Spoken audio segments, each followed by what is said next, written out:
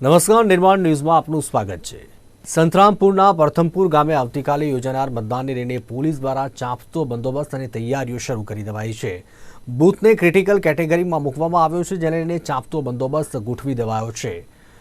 મતદાન શાંતિપૂર્ણ માહોલમાં થાય તેને લઈને એસપી, પીએસઆઈ, પીઆઈ સહિત પોલીસ જવાનો, મહિલા પીએસઆઈ તેમજ સીઆરપીએફની ટુકડી તૈનાત કરાઈ છે। ગ્રામજનો ભય મુક્ત થઈ મતદાન કરી શકે તે માટે પોલીસ દ્વારા લોકોને અપીલ પણ કરવામાં આવી હતી। તો મહત્વના જે પ્રમાણે સમાચાર સામે આવી રહ્યા છે, કોંગ્રેસના લોકસભા બેઠક પરથી ઉમેદવાર નિલેશ કુંભાણી પ્રથમ વખત મીડિયા સમક્ષ આવ્યા છે અને પોતાની પ્રતિક્રિયા આપી હતી અને કોંગ્રેસ પર સૌથી મોટો તેમણે આરોપ લગાવ્યો હતો અને કહ્યું હતું કે કોંગ્રેસે મારી સાથે ગદ્દારી કરી છે। સાથે સાથે જો વાત કરવામાં આવે તો વધુમાં કુંભાણીએ કહ્યું કે ભાજપ સાથે મારે કંઈ લેવા દેવા નથી। ત્યારે આ મહત્વની જે પ્રતિક્રિયા છે તે સામે આવી છે।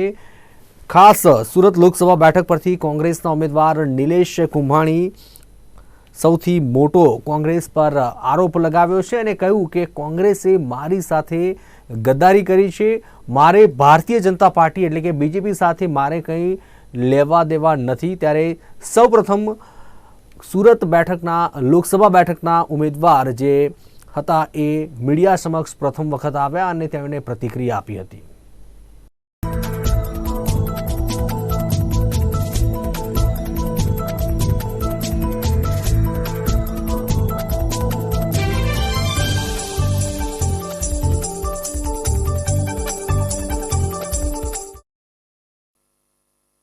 જૂનાગઢ જિલ્લાની માણાવદર વિધાનસભાની પેટા ચૂંટણીમાં ભાજપના ઉમેદવાર અરવિંદ લાડાણીએ પ્રદેશ પ્રમુખ સી.આર. પાટીલને એક પત્ર લખ્યો છે, જેમાં પૂર્વ કેબિનેટ મંત્રી જવાહર ચાવડા દ્વારા પેટા ચૂંટણીમાં પક્ષ વિરોધી પ્રવૃત્તિ કર્યાની ફરિયાદ કરવામાં આવી છે। ત્યારે ગત તારીખ 4 મેના રોજ કાર્યકર્તાઓને જવાહર ચાવડાના પુત્ર રાજ ચાવડા દ્વારા ભાજપ ઉમેદવાર વિરુદ્ધ મતદાન કરવા બેઠક બોલાવી હોવાનો આ પત્રમાં ઉલ્લેખ કરાયો છે। જોકે જવાહર ચાવડા વિદેશમાં હોવાની વાતો વચ્ચે પ્રચાર પ્રસારથી દૂર હતા।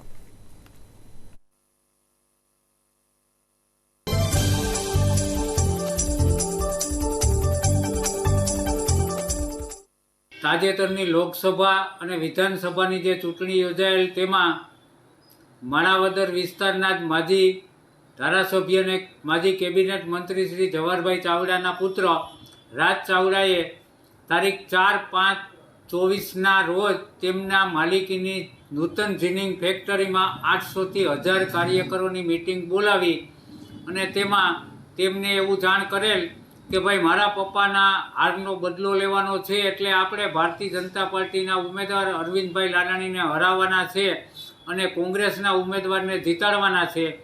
આ મિટિંગમાં જ્યારે 800થી 1000 માણસો હાજર હતા, તેમાં માણાવદર તાલુકા ભારતીય જનતા પાર્ટીના પ્રમુખ શ્રી ગોવિંદભાઈ સૌસાણી તેમજ મહામંત્રી શ્રી જગદીશભાઈ મારુ, આ ઉપરાંત જિલ્લા પંચાયત સભ્ય રીનાબેન હિતેશભાઈ મારડિયાના સસરા જીવાભાઈ મારડિયા તેમજ માણાવદર શહેર ભાજપ મહામંત્રી વિક્રમભાઈ ચાવડા હાજર રહેલ અને આ બધાએ ચૂંટણીના દિવસે પક્ષ વિરોધી પ્રવૃત્તિ કરી અને ભારતીય જનતા પાર્ટીના ઉમેદવાર તરીકે મને હરાવવાના પ્રયાસો કરેલ હતા અને આ બાબતે મેં અમારા પ્રમુખ શ્રી પાટીલ સાહેબને લેખિત જાણ કરેલ છે।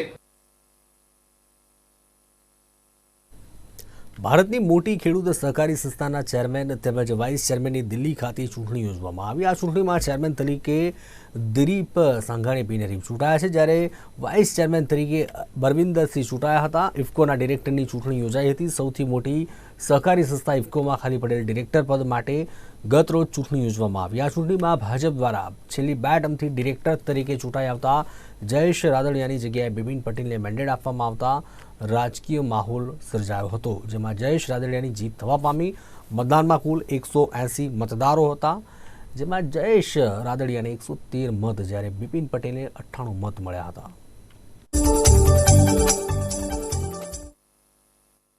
ઇફકોમાં બીજી ટર્મમાં ચેરમેન બન્યા પછી દેશના કૃષિ ક્ષેત્રે અને પ્રધાનમંત્રીજીએ ખેડૂતોની આવક વધારવા અને સૌનો સાથ સૌનો વિકાસ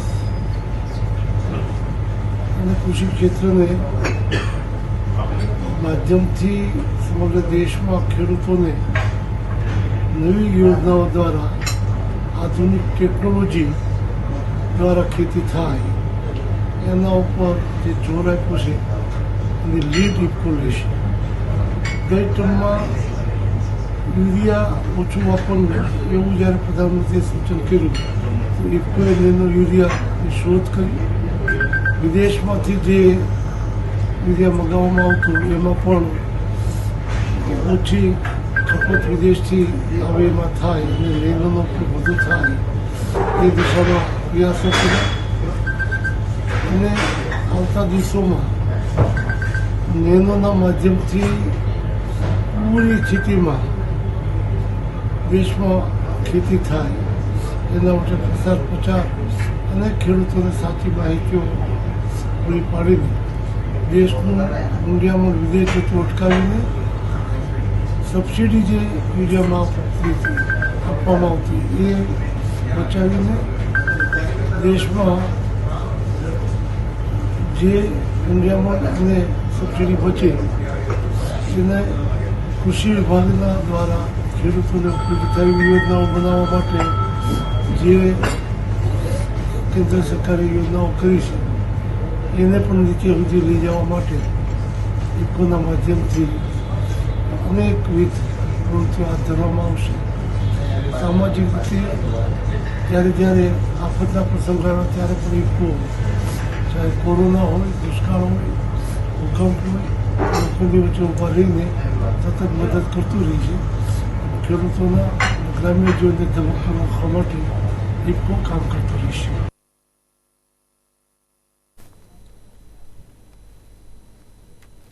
અમરેલીના સાંસદ નારણ કાછડિયાએ ભાજપ સામે બળાપો કાઢ્યો છે. સાવરકુંડલા ખાતે આયોજિત એક કાર્યક્રમમાં પક્ષના કાર્યકરોની લાગણીને વાચા આપવાનો પ્રયત્ન કર્યો હતો.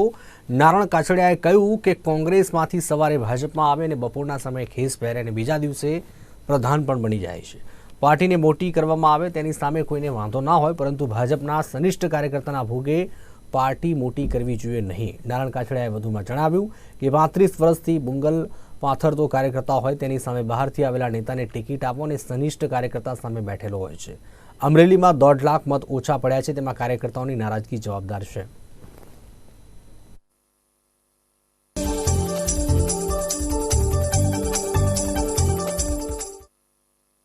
કે ભારતીય જનતા પાર્ટીની અંદર જે વર્ષોથી જે કામ કરી રહ્યા છે, જે કાર્યકર્તાઓ, એમની જગ્યાએ જ્યારે તમે સવારમાં કોઈ પણ પાર્ટીના કાર્યકર્તાઓને ભારતીય જનતા પાર્ટીમાં પ્રવેશ આપો, બપોર પછી એમને પદ આપો અને બીજેથી એમને ટિકિટ આપો, એ ખરેખર એ મને તો પસંદ નથી. એટલા માટે કે ભારતીય જનતા પાર્ટી એક એવી પાર્ટી છે કે એમની આગળ કાર્યકર્તાઓની ફૌજ છે.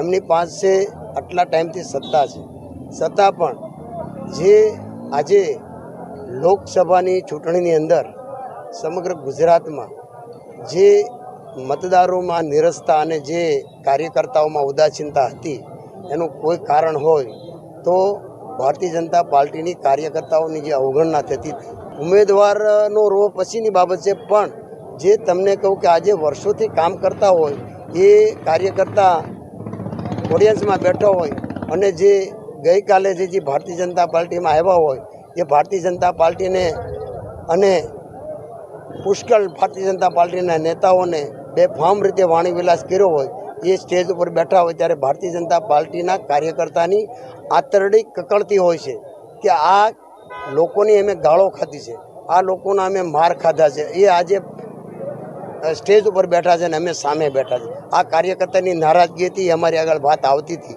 ત્યારે અમે પણ દુભાતા હતા કે ખરેખર ભારતીય જનતા પાર્ટીના કાર્યકર્તાની વાત 100% સાચી છે. ભારતીય જનતા પાર્ટીમાં કોઈ પણ પાર્ટીના કાર્યકર્તાને લેવાય ન લેવાય એવું નથી કહેતા, પરંતુ પણ એમનું દરેક ગુણ અવગુણ જોઈ અને પછી ભારતીય જનતા પાર્ટીમાં લે તો ઘણી સારી બાબત કહેવાય. હા, ઉમેદવારમાં પણ મને ટિકિટ નથી આપી એટલે મને બિલકુલ અફસોસ પણ નથી. હવે તો ચૂંટણી પણ પૂર્ણ થઈ ગઈ છે એટલે મને બોલવામાં જરા પણ વાંધો નથી, કારણ કે મેં પણ તનતોડ મહેનત કરી છે ભારતીય જનતા પાર્ટી માટે.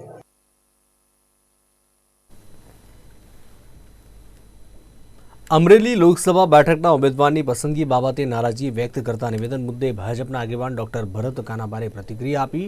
તેમણે જણાવ્યું કે અબ પછતાए હોત ક્યા જબ ચીડિયા ચૂક ગઈ ખેત તથા ભાજપના ઉમેદવાર પસંદગી પ્રક્રિયા બહુ સ્ટ્રોંગ છે. ભાજપના ઇતિહાસમાં આવું પ્રથમ વખત બન્યું છે કે કાર્યકરોએ ઉમેદવાર પસંદગી પર વિરોધ કર્યો હોય તેવું ભરત કાનાબારે જણાવ્યું હતું. એટલે ભારતીય જનતા પાર્ટીમાં ચૂંટણીના ઉમેદવારની પ્રક્રિયા બહુ મજબૂત છે. રોબસ્ટ સિસ્ટમ કહેવાય ને. નીચેથી કાર્યકર્તાઓનો ફીડબેક લેવાય, હોદ્દેદારોના પણ અભિપ્રાયો લેવાય, સંકલન થાય. આ બધી પ્રોસેસને અંતે ઉમેદવારો નક્કી થતા હોય છે.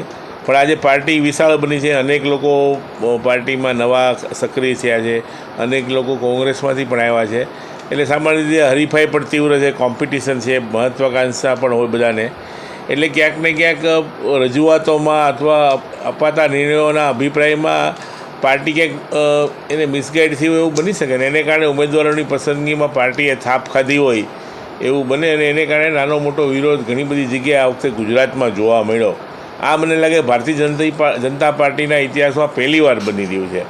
અગાઉ કોઈ દિવસ ભારતીય જનતા પાર્ટીનો કાર્યકર્તા કે કોઈ આગેવાન આ પ્રક્રિયા સામે ક્યારેય આવ્યો નથી. પછી ઘણીવાર પોતાને માફક ન આવે અથવા ગમતો ઉમેદવાર ન હોય તો પણ સ્વીકારી લીધેલો છે ભૂતકાળમાં. આ વખતે આ બધું બની રહ્યું છે. નારાયણભાઈએ કદાચ એનો પોતાનો વ્યક્તિગત અભિપ્રાય ચોક્કસપણે આમાં ખુલીને આજે વ્યક્ત કર્યો છે. ઉમેદવારોની ક્વોલિટી બાબતમાં કે એની ગુણવત્તા બાબતમાં હવે મને લાગે જ્યારે ચૂંટણી પૂરી થઈ ગઈ છે ત્યારે વધારે કશું કહેવું એ બરાબર ન ગણાય. અબ પછતાए ક્યા જબ ચીડિયા ચૂક ગઈ ખેત. આખો પ્રોસેસ જ પૂરી થઈ ગઈ છે. એટલે મને લાગે આના ઉપર વધારે હવે કંઈ ટીકા ટિપ્પણ કરવું મને નથી લાગતું યોગ્ય. અમરેલી ભાજપમાં જોરદાર કકળાટને લઈને હવે કોંગ્રેસે પણ બળાપો કાઢ્યો હોવાનું સામે આવ્યું છે. ભાજપના આંતરિક ડખાને લઈને જેની ઠુમ્મરે બળાપો કાઢતા કહ્યું કે સાંસદ કાછડિયા ભાજપની આંતરિક કકળાટનું સત્ય લોકો સામે લાવ્યા બદલ તેમને હું અભિનંદન પાઠવું છું. આ સાથે તેમણે એમ પણ જણાવ્યું કે ભાજપને હાથના કર્યા હૈયે વાગ્યા છે. અમરેલીમાં ભારતીય જનતા પાર્ટીના પૂર્વ સાંસદ નારણભાઈ કાછડિયાએ આજે જે પોતાનો રોષ વ્યક્ત કર્યો છે, આ તકે હું ભારતીય જનતા પાર્ટીના પૂર્વ સાંસદને ખૂબ હૃદયપૂર્વકના ધન્યવાદ અને અભિનંદન પાઠવું છું. કારણ કે એમણે સત્ય લોકોની સામે લાવ્યા કે ભારતીય જનતા પાર્ટીની અત્યારની આંતરિક પરિસ્થિતિ શું છે. જે ગઈકાલની ઘટના થઈ કે જેમાં જયેશભાઈ રાદડિયાની જીત થઈ, એમાં પણ હું અભિનંદન આપીશ માનનીય દિલીપભાઈ સંઘાણીને કે જેમણે ભારતીય જનતા પાર્ટીથી ઉપર ઉઠીને જે સત્યનો સાથ આપવો જોઈએ આપ્યો ને જયેશભાઈ રાદડિયાની જીત થઈ. ખેર આ તો એમનો આંતરિક મામલો છે, પણ જે પ્રમાણની પરિસ્થિતિ અને કકળાટ અત્યારે ભારતીય જનતા પાર્ટીમાં ઉદ્ભવ થઈ રહ્યો છે ત્યારે હું હંમેશાથી કહેતી આવી છું કે હાથના કર્યા હૈયે વાગે છે. જે આ એ જ ભારતીય જનતા પાર્ટી છે કે જેને કોંગ્રેસ પક્ષને ભાંડવામાં કંઈ બાકી નથી રાખ્યું. ત્યારે અત્યારે જ્યારે એમની પરિસ્થિતિ એ જ સ્તર સુધી જઈ રહી છે, એ જ જે પ્રમાણેના સ્ટેટમેન્ટ કોંગ્રેસ પાર્ટી માટે ભારતીય જનતા પાર્ટીના અનેક નેતાઓએ આપેલા હતા, આ તકે હું એમને વિનંતી કરું છું કે અત્યારની જે ભારતીય જનતા પાર્ટીની પરિસ્થિતિ છે એના માટે પણ એ જ પ્રકારના સ્ટેટમેન્ટ લોકોની વચ્ચે આવીને મીડિયાની સામે આવીને આપે એવો હું આપ સૌના મીડિયાના માધ્યમથી અનુરોધ ભારતીય જનતા પાર્ટીના એક નેતાઓને કરું.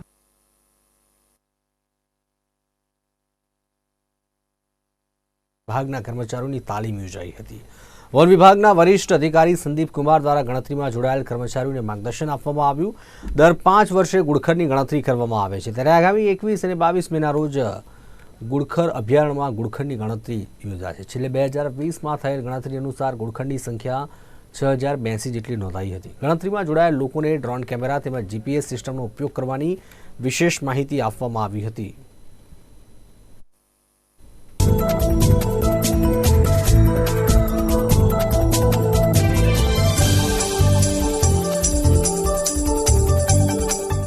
ગુડખર અભયારણ્યના ઉપક્રમે ગુડખર વસ્તી અંદાજ 2024નું આયોજન કરવામાં આવ્યું છે. અભયારણ્યના સુચારુ સંચાલન માટે તેમાં વસતા વન્ય પ્રાણીઓની સંખ્યા કેટલી છે અને કઈ તરફ વન્ય પ્રાણીઓની વસ્તીની વૃદ્ધિ થઈ રહી છે અને કયા પ્રકારનું કમ્પોઝિશન છે તે જાણવું અગત્યનું છે. જે અંતર્ગત 2024 ગુડખર વસ્તી અંદાજમાં બનાસકાંઠા, પાટણ, સુરેન્દ્રનગર, મોરબી, કચ્છ અને અમદાવાદ જિલ્લાના નળ સરોવર આસપાસના વિસ્તારમાં ગુડખર વસ્તી અંદાજ 2024નું આયોજન કરવામાં આવ્યું છે. જે અંતર્ગત આજ રોજ બજાણા ખાતે ટ્રેનિંગ ઓફ ટ્રેનર્સ એક પ્રોગ્રામનું આયોજન કરવામાં આવ્યું છે. જેમાં પરિક્ષેત્ર વન અધિકારી, વનપાલ, વનરક્ષક, સંવર્ગના અધિકારી, કર્મચારી વગેરેનું ગુડખર વસ્તી અંદાજ કઈ રીતે કરવામાં આવશે, કઈ કઈ ટેકનોલોજીનો ઉપયોગ કરવામાં આવશે, કયા કયા વિસ્તારમાં એનું વસ્તી ગણતરી કરવામાં આવશે વગેરે વિશે માહિતી આપવામાં આવી હતી. ગુડખર વસ્તી અંદાજ 2024માં ગુડખર ઉપરાંત કાળિયાર, ચિંકારા, વરુ, ઝરખ, શિયાળ, રણલોકડી, રણબિલાડી જેવા વન્ય પ્રાણીઓ ઉપરાંત હુબારા બસ્ટર જેવા પક્ષીઓનો સમાવેશ કરવામાં આવ્યો છે. આ વસ્તી અંદાજમાં વન વિભાગના અધિકારી, કર્મચારી ઉપરાંત વાઇલ્ડ લાઇફર, NGOના જે સભાસદો હોય છે, સ્વયંસેવક, ગ્રામજનો વગેરેની મદદ લેવામાં આવશે. આ વસ્તી અંદાજ 2024ની ખાસિયત ટેકનોલોજીનો ઉપયોગ છે, જે અંતર્ગત drone technology, GPS machine, camera trap અને ઓનલાઈન પોર્ટલ વગેરેનો ઉપયોગ કરવામાં આવનાર છે.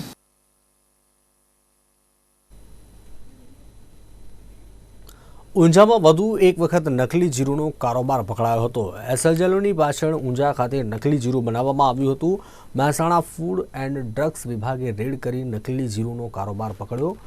ફૂડ એન્ડ ડ્રગ્સ વિભાગે 11,849 કિલો નકલી જીરુનો જથ્થો સીઝ કર્યો હતો તથા 13 કિલો લીલા કલરનો જથ્થો પકડી અંદાજિત 11.84 લાખનો મુદ્દામાલ કબજે કર્યો હતો.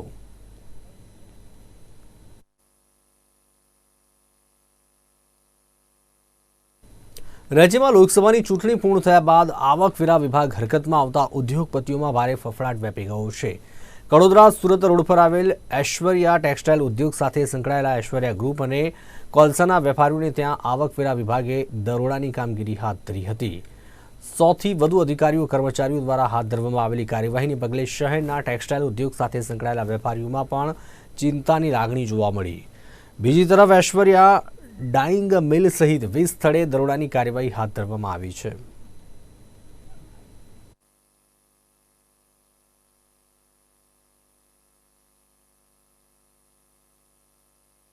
શોષણના મામલામાં કુસ્તી સંઘના પૂર્વ પ્રમુખ બ્રિજભૂષણ શરણસિંહને મોટો ઝટકો લાગ્યો છે. દિલ્હીની રાઉઝ એવન્યુ કોર્ટે શુક્રવારે બ્રિજભૂષણ સામે આરોપો ઘડવાનો આદેશ આપ્યો છે. કેસરગંજના બીજેપી સાંસદ બ્રિજભૂષણ શરણસિંહ વિરુદ્ધ કલમ 354, 506 અને અન્ય કલમો હેઠળ આરોપો ઘડવામાં આવ્યા છે. ત્યારે યૌન શોષણના આરોપોના કેસની તપાસ કરી રહેલી દિલ્હી પોલીસે જૂન 2023માં બ્રિજભૂષણ વિરુદ્ધ ચાર્જશીટ દાખલ કરી હતી.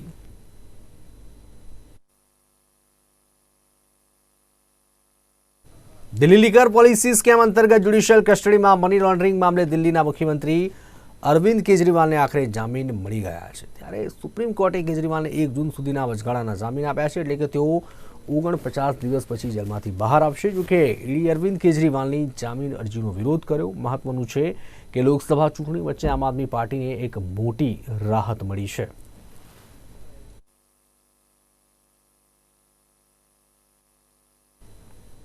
લોકસભા ચૂંટણી દરમિયાન મહીસાગર જિલ્લાના પ્રથમપુર પ્રાથમિક શાળાના મતદાન કેન્દ્ર પર અસામાજિક તત્વો દ્વારા બોગસ મતદાનનો વિડીયો બનાવી સોશિયલ મીડિયામાં વાયરલ કરવામાં આવતા ફરજ પરના શિક્ષકો તેમજ અન્ય સ્ટાફને સસ્પેન્ડ કરવામાં આવતા અખિલ ભારતીય રાષ્ટ્રીય શૈક્ષિક મહાસંઘ ગુજરાતના અધ્યક્ષ દ્વારા મુખ્ય ચૂંટણી અધિકારી ચૂંટણી પંચ ગુજરાત રાજ્યને પત્ર લખવામાં આવ્યો હતો.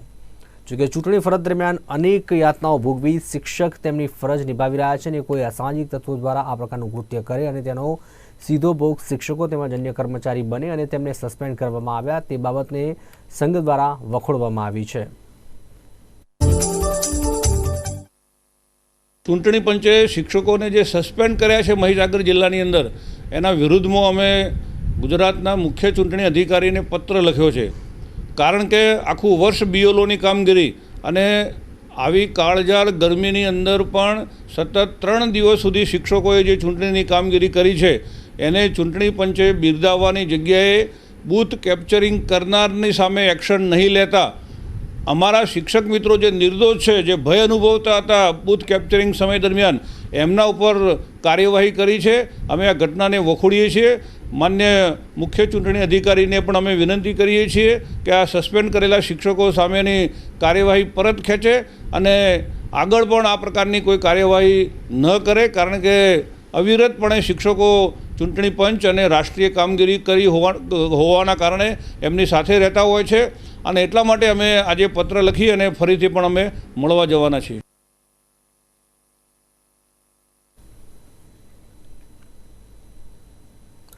રાજ્યમાં અંગ જદાળથી ગરમીને લઈને હવામાન નિષ્ણાંત અંબાલાલ પટેલની વધુ એક આગાહી સામે આવી છે. અંબાલાલ પટેલે ગુજરાતમાં પ્રી મોન્સૂન એક્ટિવિટી શરૂ થવાનું નિવેદન આપ્યું છે. હવામાન નિષ્ણાતે આગાહી કરી છે કે ગુજરાતના હવામાનમાં બહુ મોટો પલટો આવવાનો છે. ગુજરાતમાં આંધી, તોફાન અને ગાજવીજ સાથે વરસાદ વરસી શકે છે. તારીખ 10 થી 14 દરમિયાન રાજ્યના ઘણા ભાગોમાં ધૂળ જેવું વાતાવરણ છવાયેલું જોવા મળશે. તો મધ્ય ગુજરાતના ભાગોમાં પણ વડોદરા, બોડેલી, કપડવંજ, નડિયાદ, ખેડા, જંબુસરના ભાગોમાં તેમજ દક્ષિણ ગુજરાતના ભાગોમાં ભારે પવન અને ગાજવીજ સાથે છાંટા પડવાની શક્યતા રહી હોવાની આગાહી તેમણે કરી હતી. કૃષિ ભાઈઓ જમીન માતાની પૂજા કરતા હોય છે. જમીનમાં ચાસ પાડીને અખાત્રમાં પાણી બી વગેરે અંદર નાખીને તેની પૂજા કરતા હોય છે. ઉપરાંત આ કૃષિ ભાઈઓની આ પૂજા હાલ વિસરી ગઈ હોય છે.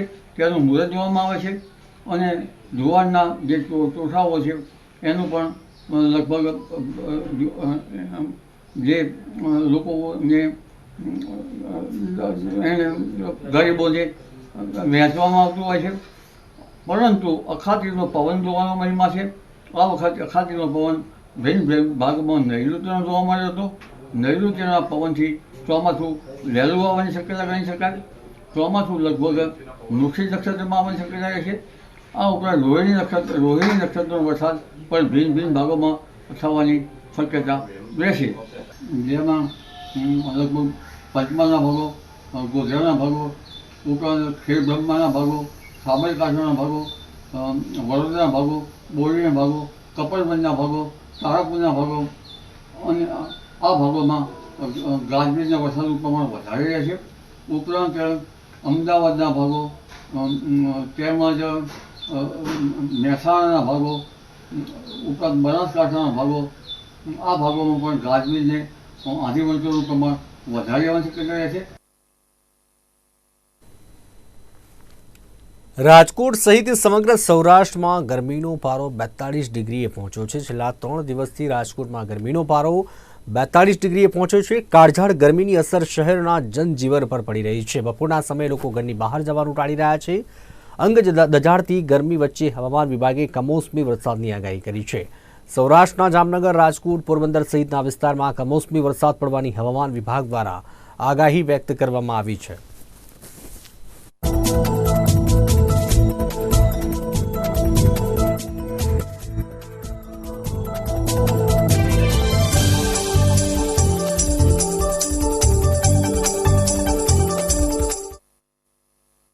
રાજકોટ સહિત સૌરાષ્ટ્રની અંદર ગરમીની કાળઝાળ અસર છે તે જોવા મળી રહી છે. સૌરાષ્ટ્રની અને ખાસ કરીને રાજકોટની વાત કરવામાં આવે તો છેલ્લા 3 દિવસથી રાજકોટના શહેર અને જિલ્લાની અંદર બપોરના સમયે તાપમાનનો પારો 42 ડિગ્રી છે તે પહોંચી રહ્યો છે. મહત્ત્વનું છે કે ઉનાળાની જે છે તે મધ્યમાં ઉનાળો પહોંચ્યો છે ત્યારે આકરો તાપ છે તે જોવા મળી રહ્યો છે, જેની અસર શહેરીજનો ઉપર છે તે પડી રહી છે. લોકો ટોપી, રૂમાલ અને ચશ્માની મદદથી આ ગરમીથી રાહત મેળવવાનો પ્રયાસ છે તે કરી રહ્યા છે. જોકે આ વખતે ઉનાળાની શરૂઆતથી જ 40 ડિગ્રી જેવો તાપ છે તે પડતો હતો ને હવે 42 ડિગ્રી ગરમીનો પારો છે તે પહોંચ્યો છે. એટલે ચોક્કસથી તેની અસર શહેરીજનો વચ્ચે પડી રહી છે ને તમામની વચ્ચે કહી શકાય કે ક્યાંક ને ક્યાંક ખેડૂતો માટે એક માઠા સમાચાર છે તે સામે આવ્યા છે.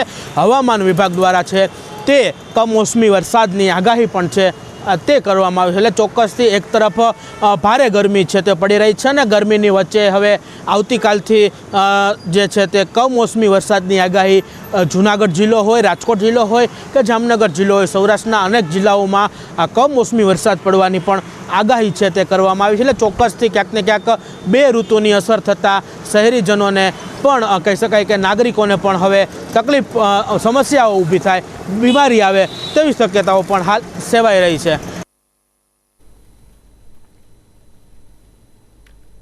રાજકોટમાં ફરી રહેલી સિટી બસ અનેક વખત બંધ પડી જવાની ઘટના સામે આવી રહી છે. ત્યારે શહેરના માલવિયા ચોકમાં સિટી બસ બંધ પડી છે.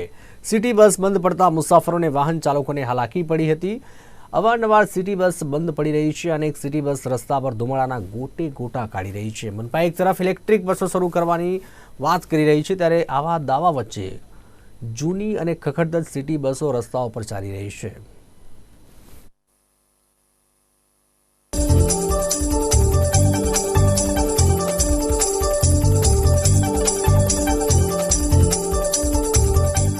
રાજકોટની સિટી બસના વધુ એક વખત ધાંધિયા સામે આવ્યા છે. રાજકોટના માલવિયા ચોકન ખાતે જ સિટી બસ બંધ થઈ જવાની ઘટના છે તે વધુ એક વખત સામે આવી છે. ત્રંબાથી ત્રિકોણબાગ ખાતે જતી 44 નંબરની રૂટની આ બસ છે તે રસ્તાની વચ્ચે જ બંધ થઈ ચૂકી છે. મહત્વનું છે કે કેટલા સમયથી આ બસ બંધ છે, ટ્રાફિક જે છે તે સર્જાઈ રહ્યો છે, છતાં પણ આ બસને ચાલુ કરવામાં કે હટાવવામાં પણ છે નથી આવી રહી. અવારનવાર છે તે સિટી બસો આવી જ રીતના બંધ થવાની ઘટનાઓ છે તે રાજકોટ મહાનગરપાલિકા સંચાલિત આ સિટી બસ સેવામાં સામે આવી રહી છે. અનેક બસો એવી પણ હજુ દોડી રહી છે કે જે ધુમાડાઓના ગોટે ગોટા કાઢતી હોય તેવી બસો છે તે સામે આવતી હોય છે. એક તરફ સ્માર્ટ સિટીની અંદર ઇલેક્ટ્રિક બસો દોડાવવાનો દાવો છે તે મહાનગરપાલિકા કરી રહી છે, તો તમામની વચ્ચે આવા વરવા દ્રશ્યો પણ છે તે હાલ સામે આવ્યા છે કે જે સિટી બસો છે આ સિટી બસો રસ્તામાં ગમે ત્યાં બંધ પડી જવાની ઘટનાઓ છે તે છાસવારે છે તે સામે આવતી હોય છે. ત્યારે રાજકોટના માલવિયા ચોક ખાતે વધુ એક વખત સિટી બસ બંધ થઈ છે. ત્યારે બસ બંધ થતાં વાહન ચાલકોને પણ હાલાકીનો સામનો હાલ કરવો પડી રહ્યો છે. કેમેરામેન પ્રવીણ પરમાર સાથે શુભમ ભટ્ટ, રાજકોટ. રાજ્યમાં હાલ કાળઝાળ ગરમી પડી રહી છે, ત્યારે હવામાન વિભાગે ગુજરાતના છૂટાછવાયા સ્થળો પર આગામી 7 દિવસમાં વરસાદ પડવાની આગાહી કરી છે. ગુજરાતની બાજુમાં 4 સાયક્લોનિક સર્ક્યુલેશન બની રહ્યા છે, ત્યારે આજથી 7 દિવસ સુધી વરસાદની આગાહી છે. સૌરાષ્ટ્રમાં 4 દિવસ બાદ વરસાદ પડવાની શક્યતાઓ છે. ત્યારે અરવલ્લી, મહીસાગર, પંચમહાલ, છોટાઉદેપુર, નર્મદા, દાહોદ, નવસારી, વલસાડ, ડાંગમાં હળવા વરસાદની આગાહી છે. ત્યારે 12 મે મહીસાગર, છોટાઉદેપુર, નર્મદા, સુરત, તાપી, દાહોદ, નવસારી, વલસાડ, ડાંગ, દાદરા નગર હવેલીમાં હળવો વરસાદ પડી શકે છે. ત્યારે અમદાવાદ અને સુરેન્દ્રનગરમાં મહત્તમ તાપમાન 43 ડિગ્રી રહ્યું હતું.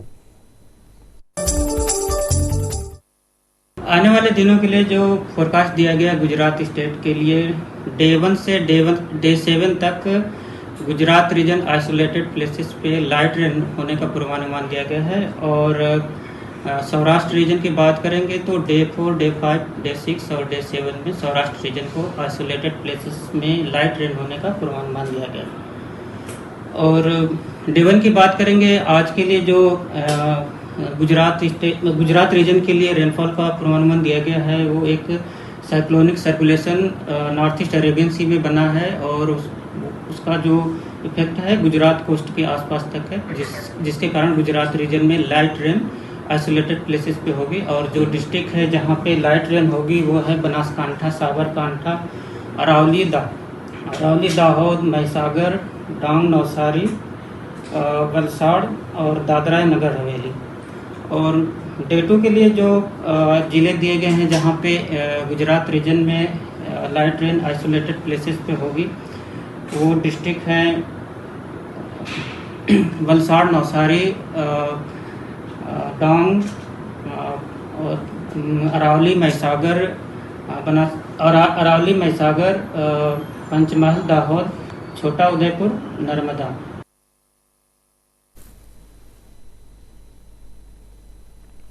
સમાચારમાં આગળ વાત કરીએ તો રાજ્યમાં દિવસે ને દિવસે આત્મહત્યાના કિસ્સાઓમાં નોંધપાત્ર જ્યારે વધારો જોવા મળી રહ્યો હોય ત્યારે બનાસકાંઠાના ડીસા નજીકથી બનાસ નદીના પુલ પરથી યુવકે છલાંગ લગાવી હતી.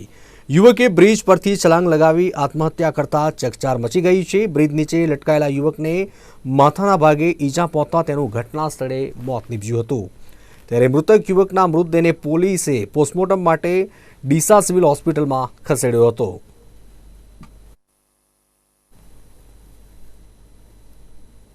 તો આ હતા અત્યાર સુધીના સમાચાર. વધુ સમાચાર અને ન્યૂઝ અપડેટ માટે આપ ખાસ જોતા રહો નિર્માણ ન્યૂઝ. નમસ્કાર.